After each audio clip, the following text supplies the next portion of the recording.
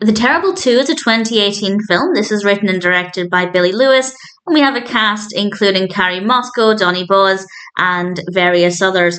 And in general, it's not terrible.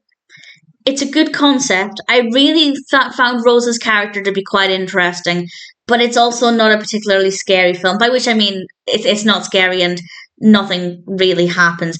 It's about a couple whose two young girls died at the same time, and we don't find out immediately how they died. And I did like the pacing there. We do find out over time what happened, and I thought that worked really well, keeping the mystery going. And then, in theory, scary things begin to happen, but I didn't really find that to be the case. However, Rose, the mother, her response to this was really quite fascinating, and I think there's the potential for a really interesting character study and analysing kind of how she reacted to this, both in terms of the emotional response, but also how it affected her when things began to get a little bit more questionable with what was actually happening. Is there a paranormal aspect? Is it all kind of in her head as a response to the trauma? I'm obviously not going to give any of that away, but that part of it I thought was interesting, but not necessarily scary. So it's not a great film, but it is a watchable film. And if the concept fascinates you, I'd say it might be worth watching.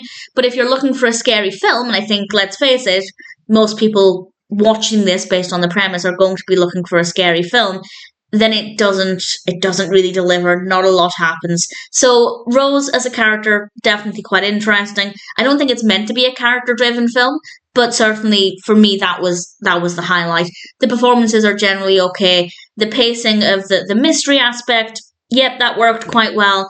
But in terms of being a horror, there's nothing really about this that's scary. So it's not a great film, but the concept was good, but it needed a lot of work. It's not a scary film, but it's a fascinating enough premise. It's also quite an easy watch as well. So if you're looking for something with an okay story and okay performances, then maybe it's worth watching. But obviously, if you're looking for a scary film recommendation, then The Terrible 2 isn't going to be that film. But Rose was an interesting character, and ultimately, if you're curious, then I'd say maybe it's worth watching. I wouldn't watch it again, but as a one-time watch, it was not a terrible experience.